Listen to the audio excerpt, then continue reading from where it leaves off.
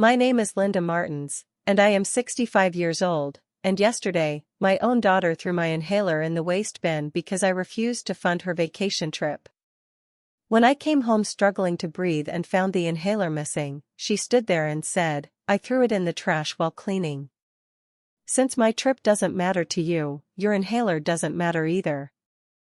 I stared at her, heartbroken, and whispered, "It's time to show who's really in charge here."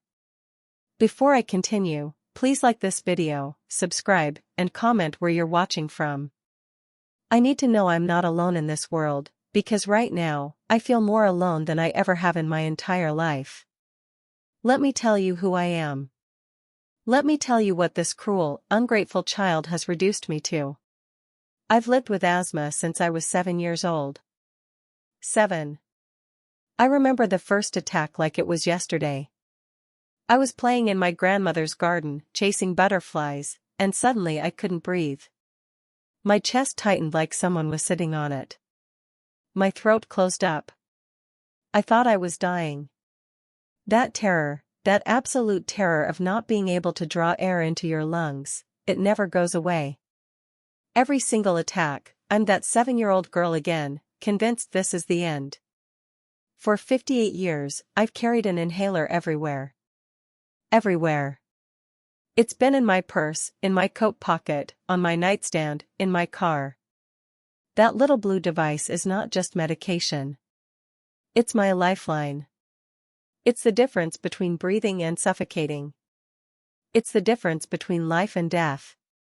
And my daughter knew this. God, she knew this better than anyone. I've worked my entire adult life despite this condition. While other people could run for the bus, I had to leave 30 minutes early to walk slowly. While other people could carry heavy boxes, I had to ask for help and endure the sighs and eye rolls. While other people could work in dusty environments or around strong perfumes, I had to be that difficult person who needed accommodations. But I never let it stop me. Never. I worked as a secretary for 32 years at Henderson and Associates law firm. 32 years of getting up at 5 in the morning, taking my medications, doing my breathing treatments, and showing up. Rain or shine. Asthma attack or not. I missed maybe 15 days of work in 3 decades. 15 days in 30 years. You know why? Because I had a daughter to raise. Because her father walked out when she was 2 years old, looked at me and said, "I didn't sign up to raise a kid with a sick woman," and I never saw him again. Never received a child support check. Never got a birthday card for her. Nothing.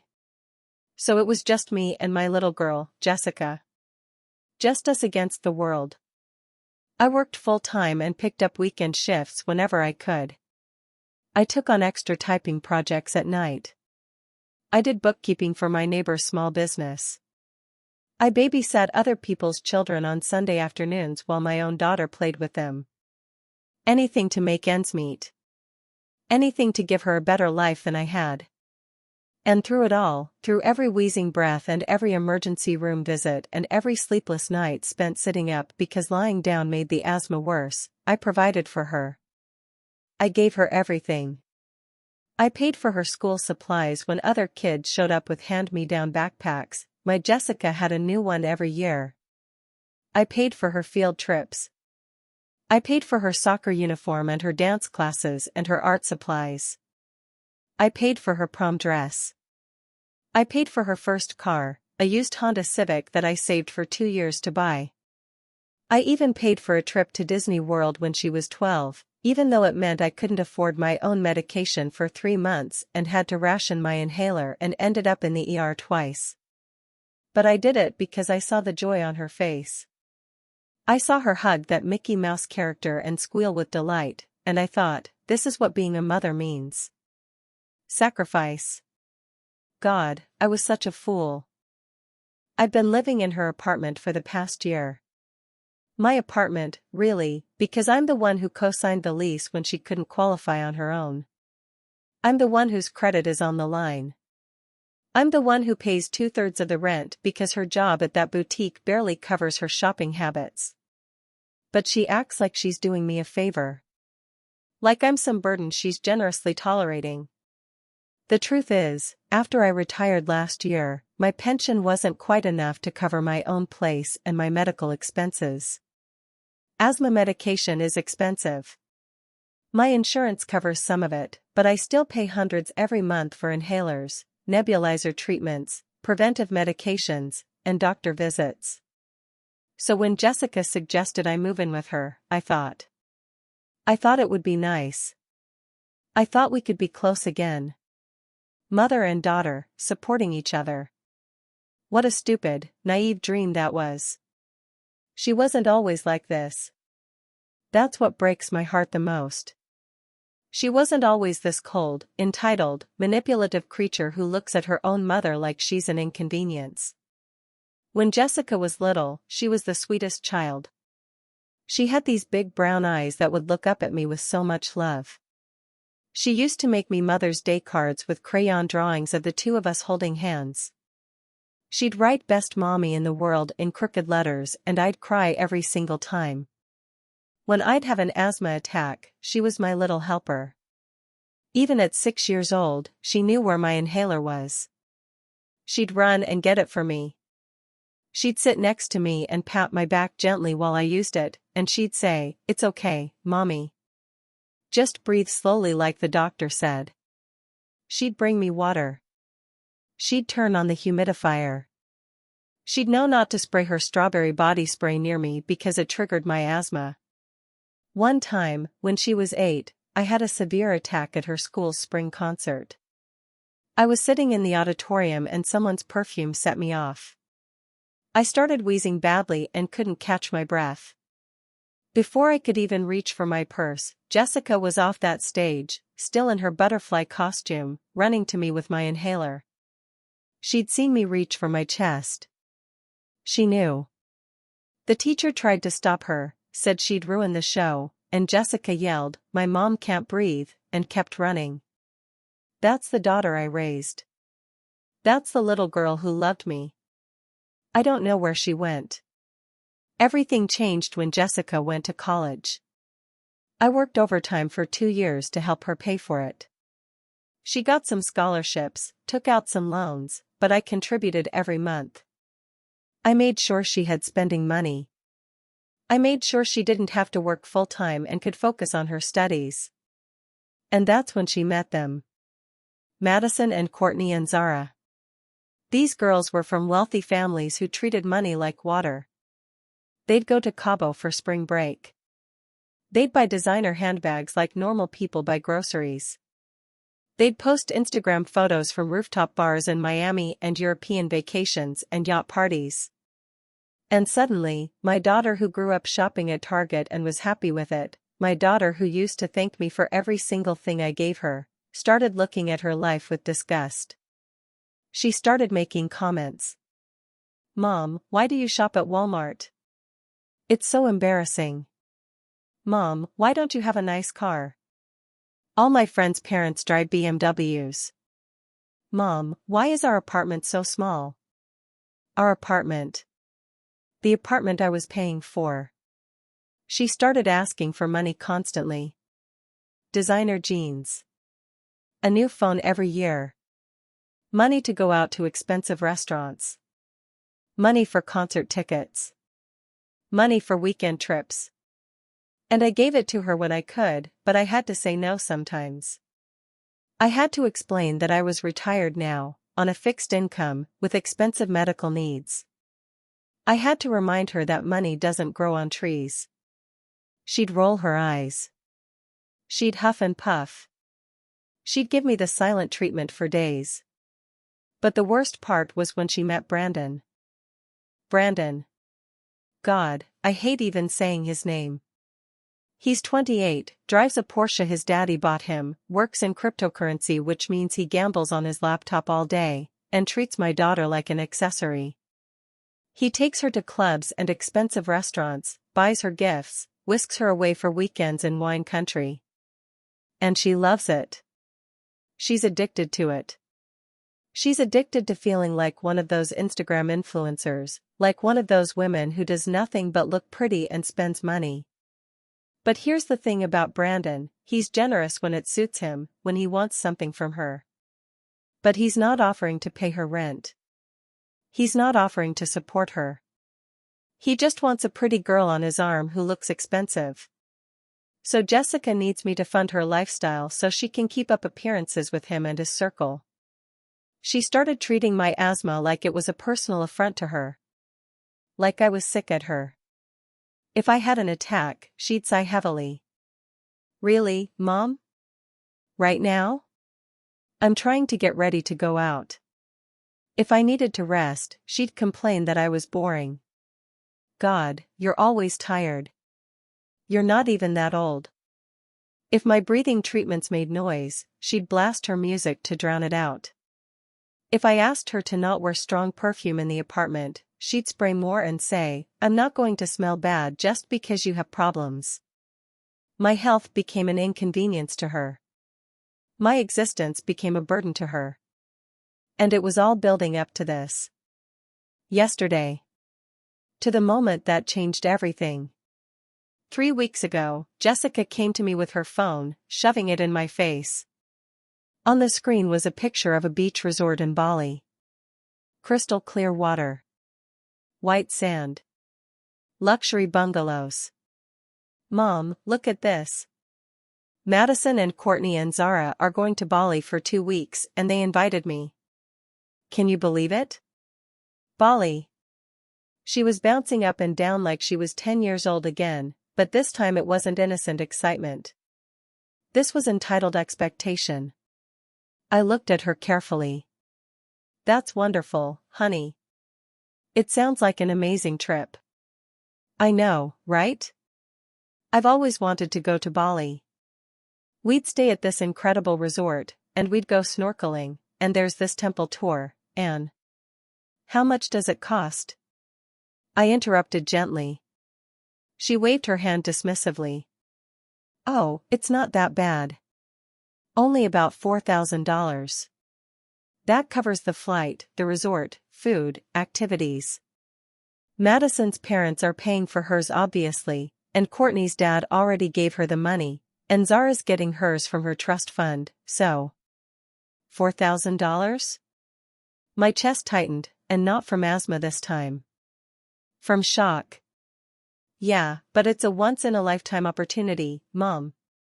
When am I ever going to get to go to Bali again? I took a deep breath, trying to stay calm. Jessica, sweetheart, I don't have $4,000 to give you. I'm on a fixed income. You know that. Her face fell, but not with disappointment. With anger. Are you serious right now? Yes, I'm serious. $4,000 is more than my monthly pension. I can't. You can't? Or you won't? Jessica, please understand. No, you understand, Mom. I've been working at that boutique for 3 years. I never get to do anything fun. I never get to travel like my friends do. I'm 26 years old and I've never even left the country. We went to Canada when you were 15. Canada doesn't count, she screamed. God, you're so frustrating. Every other parent I know helps their kids. They support their kids' dreams and experiences. But you? You just hoard your money. I felt like she'd slapped me. Hoard my money? Jessica, I pay $2,000 a month for rent on this apartment. I pay for groceries. I pay for utilities. I pay hundreds every month for medication just so I can breathe. What exactly am I hoarding? Your retirement money. I know you have savings. I have $23,000 in savings, Jessica. That's my emergency fund. That's what I'll live on if I get sick and have extended hospital stays, which happens with asthma. That's what I will pay for my funeral someday. That's not vacation money. She crossed her arms, her face twisted with contempt. So that's it? You're just going to let me miss this trip? Let me be the only one who can't go? Jessica, I'm not letting you miss anything. You're an adult. If you want to go to Bali, save your money and go. But I can't fund it. I can't save that much. I barely make enough to cover my car payment and my expenses. Then maybe it's time to look at your expenses, I said, trying to stay calm. You spend $200 a month on your nails. You buy new clothes constantly.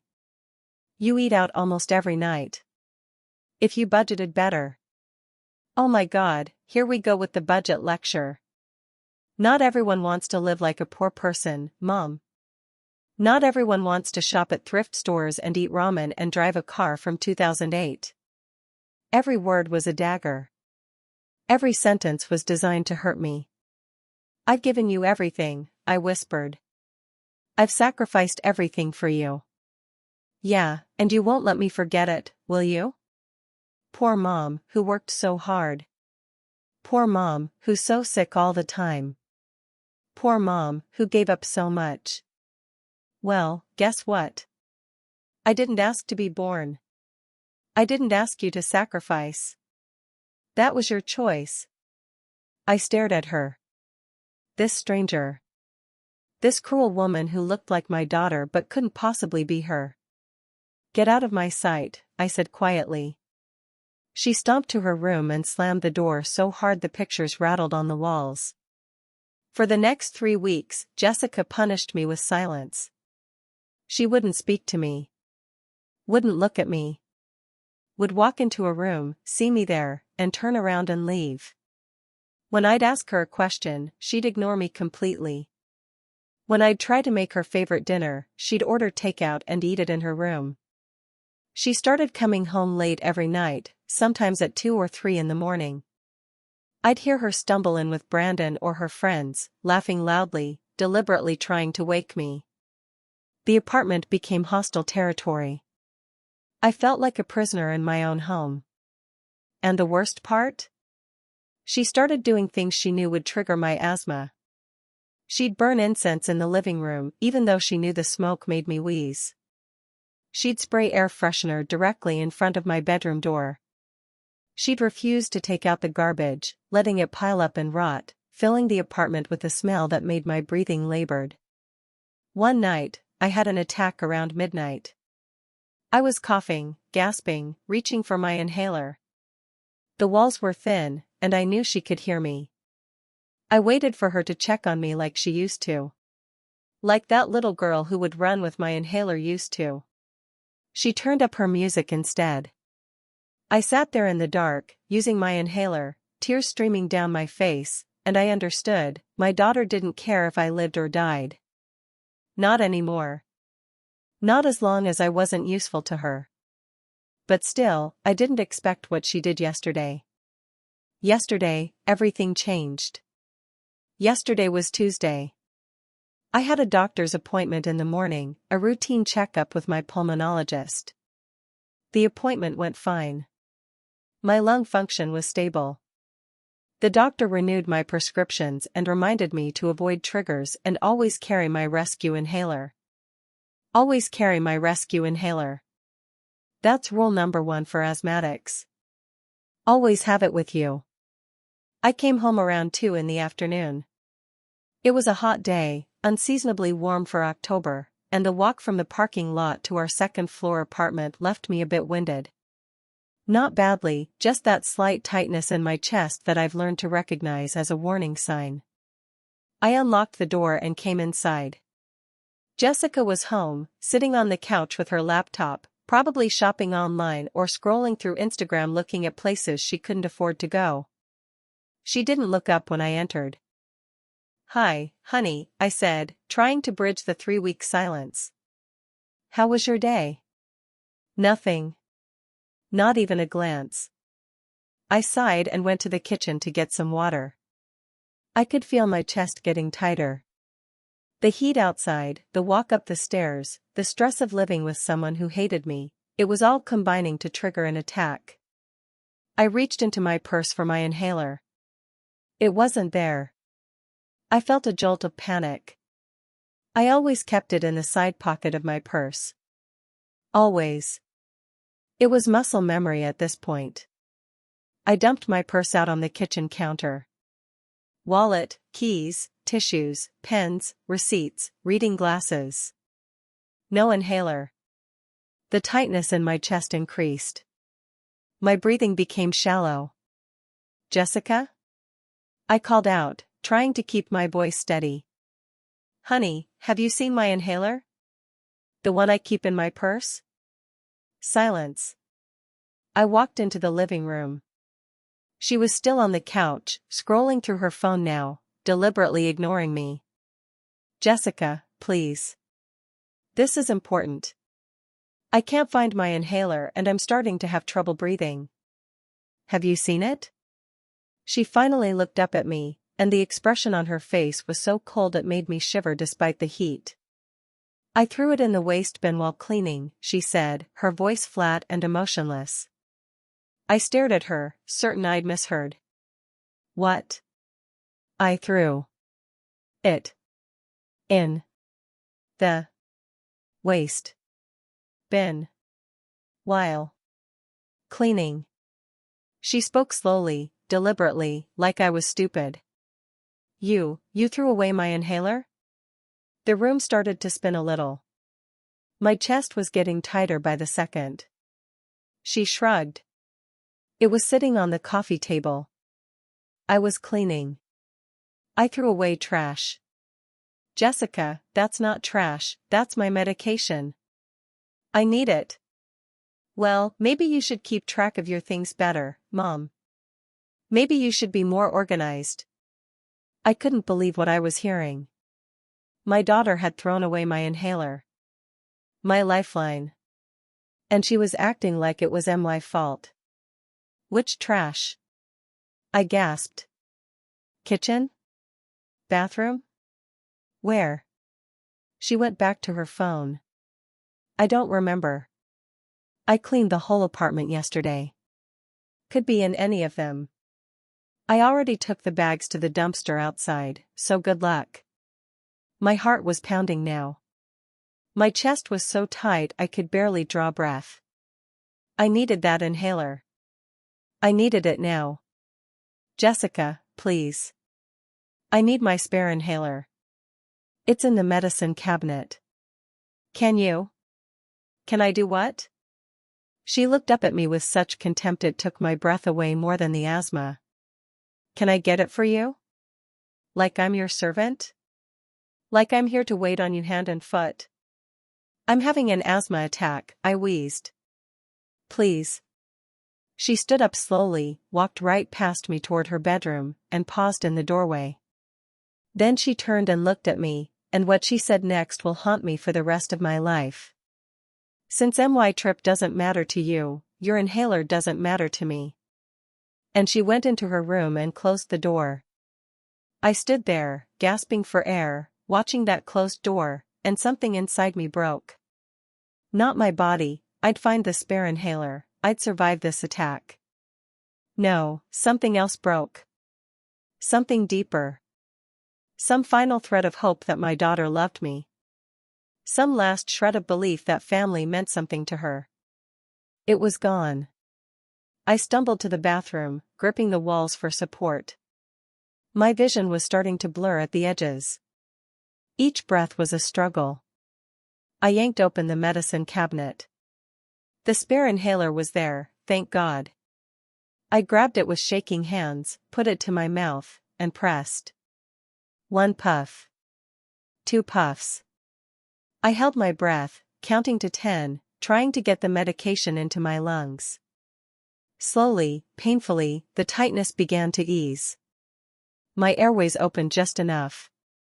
I could breathe again. I sank down onto the bathroom floor, my back against the tub, tears streaming down my face. Not from asthma. From the pure, soul-crushing betrayal. My daughter had thrown away my inhaler. Had watched me struggle to breathe. Had told me she didn't care if I suffocated. Because I wouldn't give her $4,000 for a vacation. I sat there on that cold bathroom floor for 20 minutes, and something crystallized inside me. Something hard and clear and unbreakable. I whispered to myself, to the universe, to whatever God might be listening. It's time to show who's really in charge here. I'm not a vindictive person. I'm not cruel. I've spent my entire life being kind, being giving, being selfless. I've swallowed my pride, swallowed my hurt, swallowed my anger, because that's what mothers do, right? We endure. We sacrifice. We love unconditionally. But there's a difference between unconditional love and allowing yourself to be abused. There's a difference between being kind and being a doormat. There's a difference between sacrifice and self-destruction. My daughter had crossed a line. She hadn't just been bratty or entitled or rude. She had actively endangered my life. She had weaponized my disability. She had used my illness, the thing I've struggled with for 58 years, the thing that has shaped every single day of my existence, as a tool to hurt me. And why? Because I wouldn't fund her luxury vacation. Sitting on that bathroom floor, inhaler clutched in my hand, I made a decision. For the first time in my life, I was going to put myself first. I was going to show Jessica that actions have consequences. I was going to teach her the lesson I should have taught her years ago. You don't get to abuse the people who love you and expect them to keep providing for you. I got up, washed my face, and went to my bedroom. I closed the door, sat at my small desk, and opened my laptop. First, I logged into my bank account. The checking account where my pension is deposited every month. The checking account that Jessica has a debit card for. The account I gave her access to 3 years ago when she was struggling financially, because I'm a trusting fool. I checked the transaction history. Do you know what I found? In the past month alone, Jessica had spent $600 from my account. $600 I didn't know about. $200 at a hair salon. $150 at a nail salon. $100 at a boutique. $70 at a fancy restaurant. $80 at a bar. She'd been stealing from me. Not just using the card for emergencies like we'd agreed. Stealing. I removed her as an authorized user. Right there, right then. Done. Her card would be declined the next time she tried to use it. Then I logged into my credit card account. The credit card I'd given her for emergencies only. Want to guess what I found? $3,000 in charges. $3,000 I didn't authorize. Designer clothes. Shoes. Purses. Dinners. Concert tickets. A weekend at a resort with Brandon. She'd maxed out my credit card. My credit card. The one I needed for actual emergencies. For medical expenses. For home repairs. For real needs. I called the credit card company immediately. I reported the card as stolen and had it cancelled. I told them I would not be paying for any charges after September 1st, that those were fraudulent. They said they'd open an investigation. Let Jessica explain those charges. Let her face the consequences. Next, I opened my email and found the lease agreement for our apartment. I read through it carefully. Jessica's name is on the lease, yes, but so is mine. And according to the agreement, either party can terminate the lease with 60 days' notice. I drafted an email to our landlord, Mr. Patrick. Dear Mr. Patrick, I am writing to inform you that I will be vacating the apartment at 2247, Riverside Drive, apartment 204, effective December 31st, 60 days from today. As I am a co-signer on the lease, please note that after my departure, Jessica Martins will be solely responsible for rent payments. She will need to requalify for the lease on her own income or find a new co-signer. Thank you for your understanding. Sincerely, Linda Martins. I hit send. Jessica makes $1,900 a month at her boutique job. The rent on this apartment is $3,000 a month. She cannot afford it on her own. She will not qualify for the lease without a cosigner. She'll have to move. She'll have to find a place she can actually afford. A small studio. A room in a shared house. Something that matches her actual income instead of the fantasy lifestyle she's been living on my money. Then I called my insurance company. See, I have a decent life insurance policy. $200,000. And up until yesterday, Jessica was the sole beneficiary. I told the agent I wanted to change my beneficiary to the American Lung Association. The woman on the phone was very kind, very professional. She asked if I was sure. I told her I'd never been more sure of anything in my life. The paperwork will be mailed to you within 3 business days, Ms. Martins. Once you sign and return it, the change will be effective. Thank you, I said. My daughter had told me my inhaler didn't matter to her. Fine. Then my life insurance didn't need to matter to her either. Letting her throw away my inhaler cost her $200,000. Let that be the price of her cruelty. I made one more call. To my friend Margaret, who I've known for 30 years.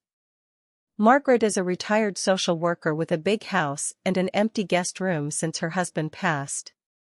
Margaret, I need a favor. I need a place to stay starting January 1st. Just temporarily until I find my own apartment. Something small, affordable, within my pension budget. Oh honey, of course. You can stay as long as you need. What happened? I'll explain everything when I see you. But Margaret? I need to know something. Am I a bad mother for doing this? Doing what? Cutting my daughter off. Completely. She threw away my inhaler yesterday. During an asthma attack. Because I wouldn't give her money for a vacation. There was a long silence on the other end of the line. Linda, Margaret finally said, her voice shaking with anger, you should have done this years ago. You're not a bad mother. You're a mother who finally learned that loving someone doesn't mean letting them destroy you. Come stay with me. Start over. You deserve peace. I cried when we hung up. But they weren't tears of sadness. They were tears of relief. Of liberation. I'd been carrying Jessica on my back for 26 years. I'd been setting myself on fire to keep her warm. No more. I spent the rest of Tuesday afternoon in my room, finalizing my plans. Jessica never came out of her bedroom. Didn't check on me. Didn't care if I'd survived the asthma attack she'd caused. Perfect. That made what I was about to do so much easier. Around 6 p.m., I heard her door open. Heard her talking on the phone, laughing. Probably Brandon. Probably making plans to go out and spend more money she didn't have. I waited until she was in the living room, getting ready to leave, before I walked out there. She had her back to me, putting on her coat, checking her makeup in the mirror by the door. Jessica, I said calmly. She rolled her eyes but didn't turn around. What? We need to talk. I'm going out. This won't take long. She sighed dramatically and finally turned to face me, arms crossed. Fine. What? I looked at her, really looked at her. At this beautiful young woman who looked so much like me at that age. Her father's eyes, but my nose, my smile. Except she wasn't smiling now. She was looking at me like I was an obstacle between her and the door. I've made some changes, I said. Changes? Yes. First, I've removed you as an authorized user on my bank account. Your debit card will no longer work. Her eyes widened. What? You can't. I can, and I did. I discovered you've been using that account for personal shopping, which was not our agreement. That's my money. You gave me that card. No, Jessica. It's my money. My pension. From 32 years of work. I gave you that card for emergencies. Hair appointments and designer clothes are not emergencies. Her face was turning red. You're seriously doing this right now? I'm not finished. I've also canceled the credit card you've been using. The one you maxed out without my knowledge or permission. That's called theft, by the way. Theft? How dare you? I'm your daughter. Being my daughter doesn't give you the right to steal from me, Jessica. She was sputtering now, furious. Fine. Fine. Keep your stupid money. I don't need you. Good. Because third, I've notified Mr. Patrick that I'm vacating this apartment on December 31st. The color drained from her face. You're, what? I'm moving out. Which means you'll need to either qualify for the lease on your own income, find a new co-signer, or find a new place to live. You have 60 days. You can't do that. This is my apartment. No, Jessica. This is our apartment. Both our names are on the lease. And I'm removing mine. You make $1,900 a month. This rent is $3,000. Do the math. She was shaking now, not with anger but with panic. Where am I supposed to go? That's not my problem anymore. Mom, please. Don't. I held up my hand. Don't call me Mom in that tone. Don't suddenly act like you care. You threw my inhaler in the trash yesterday. You watched me struggle to breathe and you said my life didn't matter to you. So now I'm showing you exactly what it looks like when I actually stop mattering to you.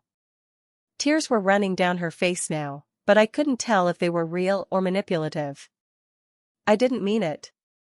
I was just angry. You nearly killed me, Jessica. Do you understand that?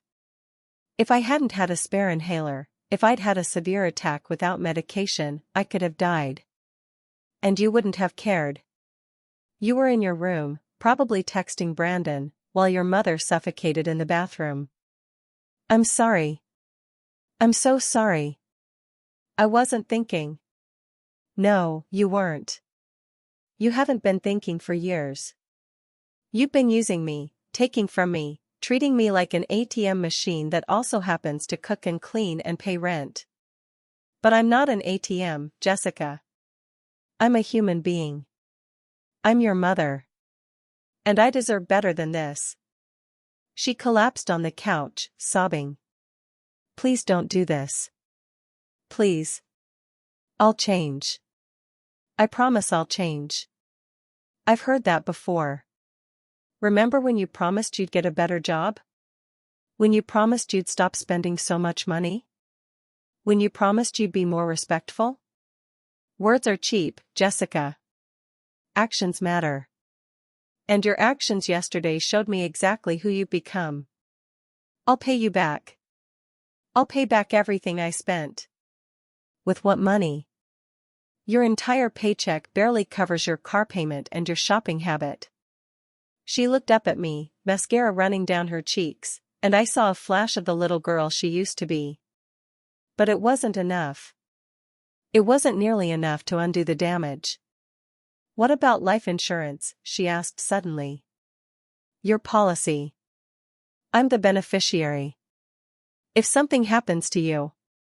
Not anymore, I said quietly. Her face went white. What? I changed the beneficiary today. To the American Lung Association. If something happens to me, that $200,000 will go to help other people with asthma. People who actually deserve it. You're lying. The paperwork is on my desk. You're welcome to look.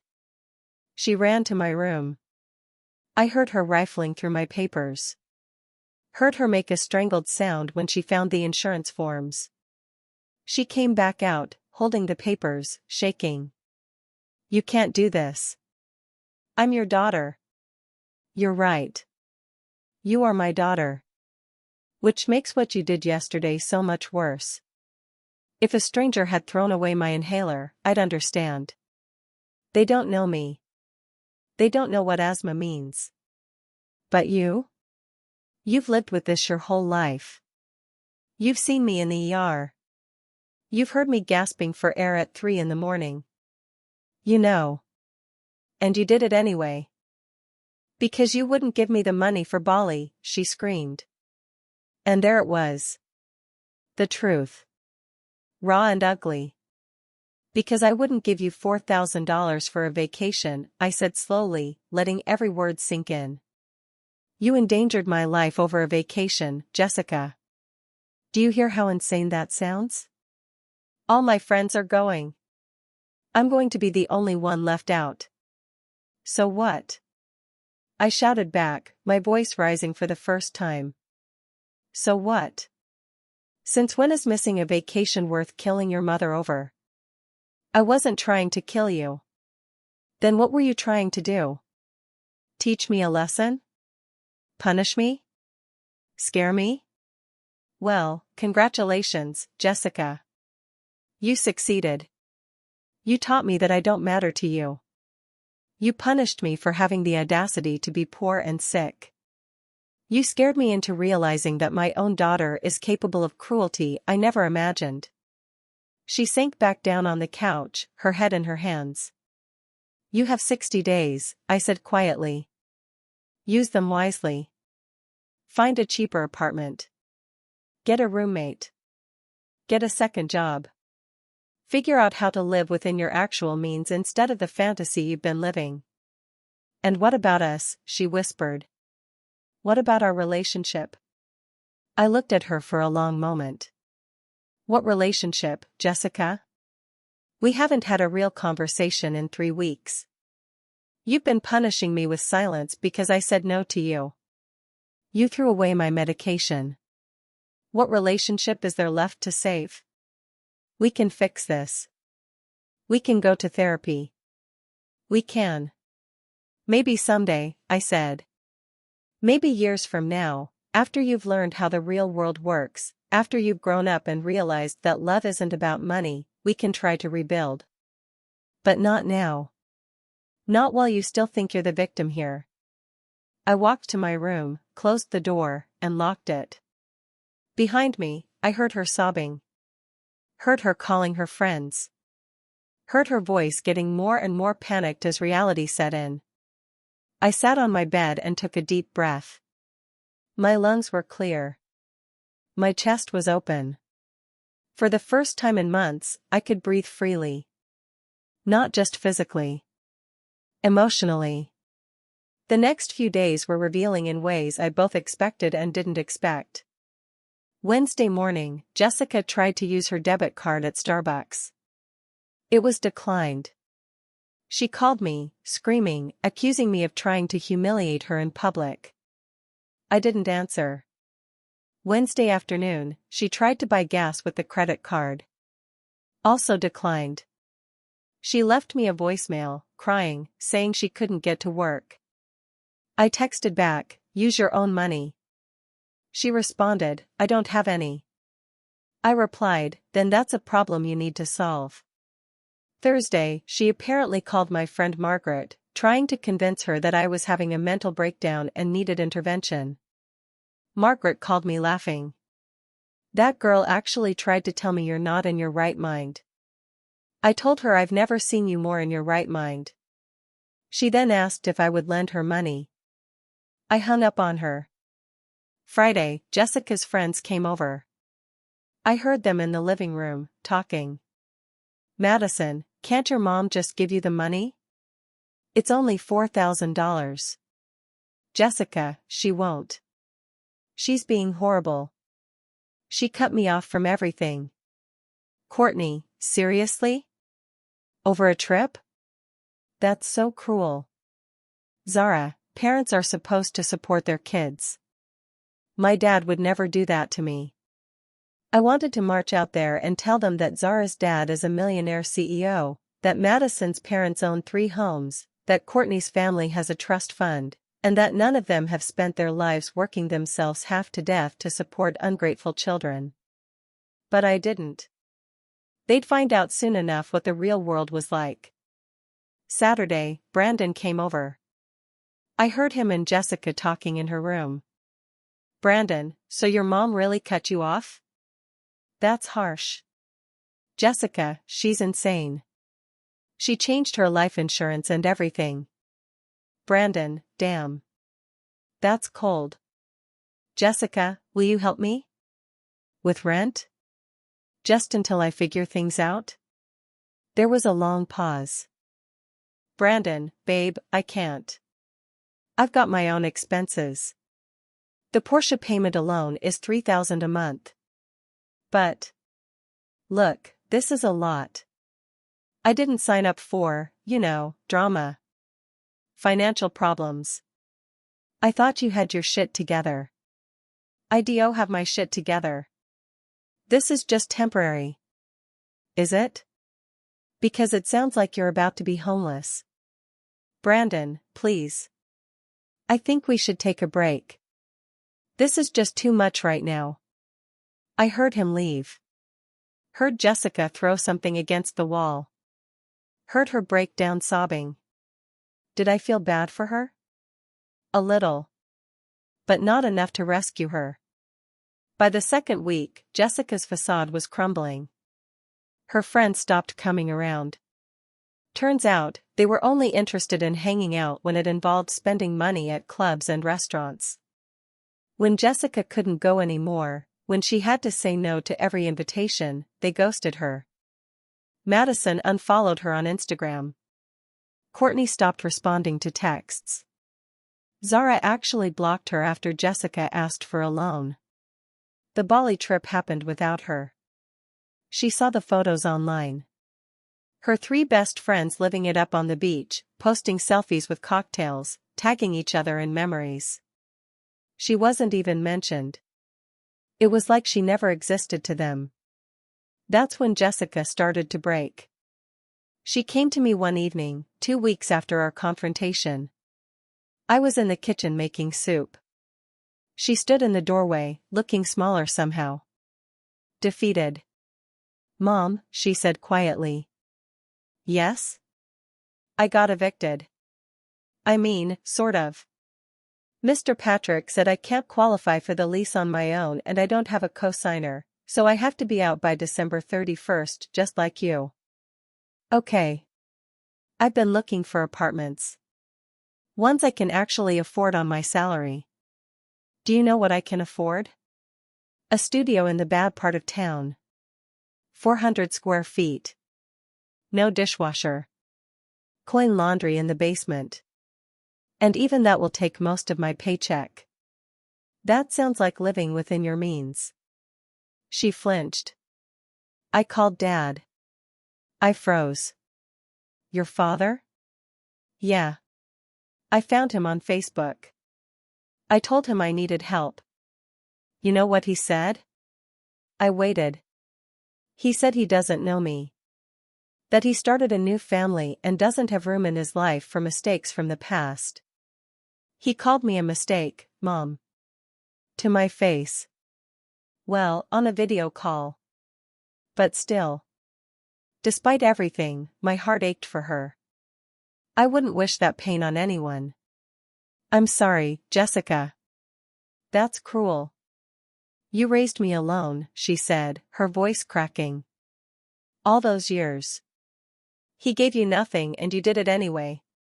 You worked yourself sick, literally sick, to give me everything. And I never even said thank you, did I? I didn't answer. I lost my job, she continued.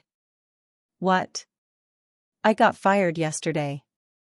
I was late too many times. And when I was there, I was on my phone, distracted. They said I wasn't a good fit anymore. So now I don't even have $1,900 a month. I have nothing. She slid down the doorframe and sat on the floor, hugging her knees. Brandon dumped me. My friends abandoned me. My dad doesn't want me. I'm about to be homeless. And it's all my fault. All of it. Because I threw away your inhaler over a stupid trip that didn't even matter. I turned off the stove and sat down at the kitchen table. Why did you do it, Jessica? Really? I need to understand. She was quiet for a long time. When she finally spoke, her voice was small. Because I was jealous. Of what? Of you. I blinked. Of me? Jessica, I'm a 65-year-old woman with asthma, living on a pension. What could you possibly be jealous of? You're happy, she said simply. Even with nothing. Even with your illness. Even after Dad left and you had to do everything alone. You were happy. You'd come home from work exhausted and wheezing and you'd still smile. You'd still hum while you cooked dinner. You'd still ask about my day like it mattered. You had peace. She looked up at me with red, swollen eyes. I have everything I thought I wanted. I'm young and healthy and pretty. I have friends and a boyfriend and a lifestyle. But I'm miserable. I'm always miserable. Because nothing is ever enough. I always want more. And I look at you, and you have so little, and you're content. And I hated you for it. I hated that you didn't need money to be happy. Because if you didn't need it, then why should you give it to me? That's what I thought. So I punished you for being happy with less. I sat there, absorbing her words. This was the most honest she'd been in years. Jessica, happiness isn't about having everything. It's about wanting what you have. I know that now, she whispered. Now that I've lost everything. We sat in silence for a while. What are you going to do? I finally asked. I don't know. I applied for a job at a diner. It pays $13 an hour plus tips. I'll probably have to work 2 jobs to afford that studio. I'll have to sell my car, it costs too much. I'll take the bus. I'll have to completely change my life. Yes, I said. You will. Do you? She hesitated. Do you think I can do it? I looked at my daughter. Really looked at her. Underneath the makeup and the designer clothes and the attitude, I saw the little girl who used to bring me my inhaler. The child I'd raised alone. The baby I'd rocked to sleep singing lullabies in between breathing treatments. Yes, I said. I think you can. Because you're my daughter. And I didn't raise a quitter. She started crying again, but differently this time. Not angry tears or manipulative tears. Real tears. I'm so sorry, Mom. I'm so sorry. I know saying it doesn't fix anything. I know I can't take back what I did. But I'm sorry. I nodded. I believe you. Can you forgive me? Someday? I thought about that. About forgiveness. About motherhood. About the balance between love and boundaries. Maybe, I said honestly. But Jessica, forgiveness doesn't mean things go back to how they were. It doesn't mean I'm going to support you financially again. It doesn't mean you can move to Margaret's house with me. You need to do this on your own. You need to hit rock bottom and climb back up yourself. That's the only way you'll learn. I know. And if you do this, if you get that job, find that studio, learn to live within your means, take responsibility for your choices, then maybe we can start to rebuild our relationship. But it will take time. Years, maybe. I understand. She stood up slowly. For what it's worth, I hope you're happy at Margaret's. I hope you find peace. You deserve it more than anyone I know. She went to her room, and I heard her start packing. December 31st came faster than I expected. I'd already moved most of my things to Margaret's house over the previous weeks. Just brought what I needed, clothes, medications, personal items, a few photos. I didn't need much. I never have. Jessica moved into her studio apartment on the 29th. She'd gotten the job at the diner and picked up a second job cleaning offices at night. She sold her car and bought a bike. She'd cut her own hair to save money. When I helped her move her things, because despite everything, I'm still her mother, I barely recognized her apartment. No designer anything. Furniture from Goodwill. One small TV. A mattress on the floor until she could save up for a bed frame. It's not much, she said, looking around. It's honest, I replied. On New Year's Eve, my last day in the old apartment, Jessica came by. She handed me an envelope. What's this? Open it. Inside was a check for $50. Jessica, you don't have to. It's partial payment, she said firmly. For everything I stole from your credit card. It's going to take me a long time to pay you back $3,000 at $50 a month, but I'm going to do it. Every month. I promise. I looked at that check, at my daughter's handwriting, at this small gesture that meant more than she knew. Thank you, I said. She hugged me then. Really hugged me. Not the quick, obligatory hug she'd given me for years. A real hug.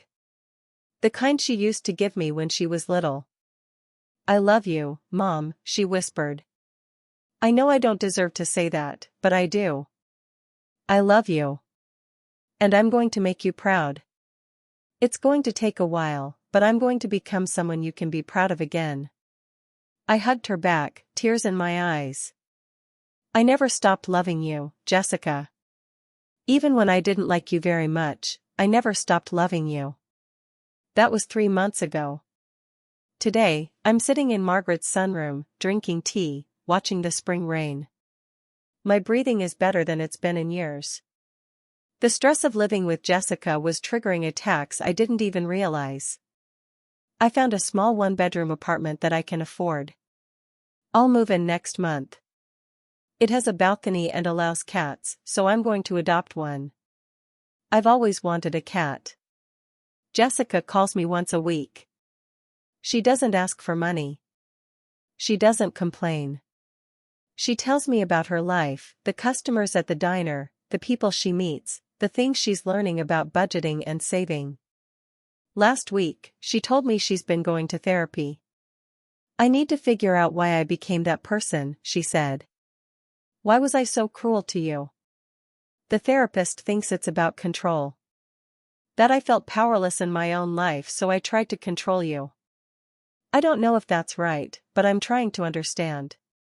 I'm proud of you for going, I told her. Really? Really? That takes courage. This month, her check was for $75 instead of $50. I got a raise at the diner, she explained. And I want to pay you back faster. She's also been sending me screenshots of her budget. She actually makes a budget now, and tracks every penny. She packs her lunch instead of eating out. She takes the bus instead of Uber. She shops at thrift stores. She's learning what I tried to teach her years ago, that money is a tool, not a measure of worth. That happiness doesn't come from things. That self-respect comes from living honestly. Is our relationship fixed? No. Not yet. Maybe not ever completely. But it's better. She's better. And I'm better. I can breathe now. In every sense of the word. I tell you this story not for sympathy. I tell it because I think there are other parents out there, other mothers and fathers, who are being used and abused by their adult children. Who are sacrificing their health, their savings, their peace for kids who don't appreciate it. And I want to tell you, it's okay to set boundaries. It's okay to say no. It's okay to walk away. Love doesn't mean letting someone destroy you. It doesn't mean funding someone's lifestyle while you suffer. It doesn't mean accepting abuse because they're family. My daughter threw away my inhaler. She literally threw away the thing that keeps me alive. And she did it to punish me for not giving her money. That's not love. That's not family. That's abuse. And I don't care what anyone says, it was right for me to walk away. It was right to cut her off. It was right to show her that actions have consequences. Because here's the thing, if I'd given in, if I'd found that $4,000 somehow and sent her to Bali, what would I have taught her? That she can treat me however she wants and still get what she wants. That throwing my medication away is acceptable as long as she cries and apologizes after. I would have taught her that she doesn't have to respect me. That my health doesn't matter.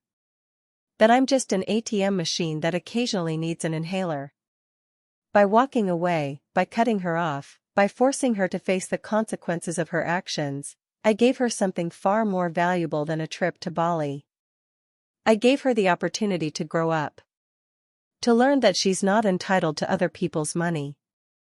To understand that cruelty costs you relationships.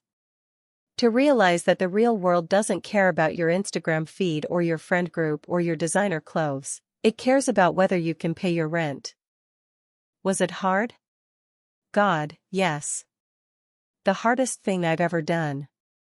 There were nights I lay in Margaret's guest room and cried, wondering if I'd made the right choice.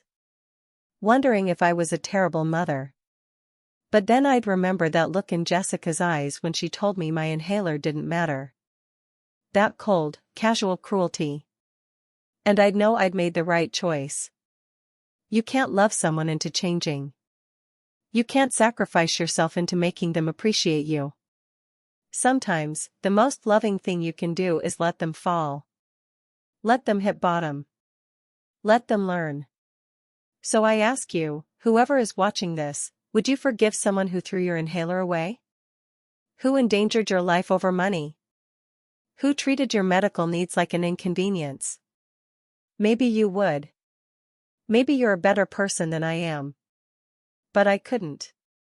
Not immediately. Not without change. Not without accountability. Forgiveness isn't about pretending something didn't happen. It's about accepting what happened and choosing to move forward. But that doesn't mean there aren't consequences. That doesn't mean things go back to normal. Jessica is paying those consequences now. And she's becoming a better person because of it. And me? I'm finally at peace. I'm 65 years old. I've lived with asthma for 58 years. I've worked for 32 years. I've raised a daughter alone for 26 years. And for the first time in my entire life, I'm putting myself first. I'm living in a home where I feel safe and respected. I'm spending my money on my needs and my happiness. I'm breathing freely, without stress, without fear, without someone weaponizing my disability against me. Is this selfish? Maybe some people would say so. But I don't care anymore. I'm done sacrificing myself for people who don't appreciate it. I'm done being kind to people who are cruel to me. I'm done funding lifestyles I can't afford while I ration my own medication. I showed my daughter who's really in charge. And it's not her. It's not her friends. It's not her ex-boyfriend. It's me. My life. My money. My choices. My boundaries. And if that makes me a bad mother in someone's eyes, then so be it. But I'm alive. I can breathe. And I sleep peacefully at night. That's more than I could say when I was being drained dry by my own child. So here's my final message, to every parent being used, abused, taken advantage of by entitled adult children: you are not responsible for funding their fantasy lives. You are not responsible for keeping them comfortable at the expense of your own health and well-being. You matter. Your needs matter. Your health matters. Your peace matters. And it is never too late to take back control. It is never too late to say enough. It is never too late to show who's really in charge. My name is Linda Martins. I am 65 years old. My daughter threw away my inhaler because I wouldn't fund her vacation. And I walked away. And I'd do it again. Thank you for listening. Now tell me in the comments, would you have done the same?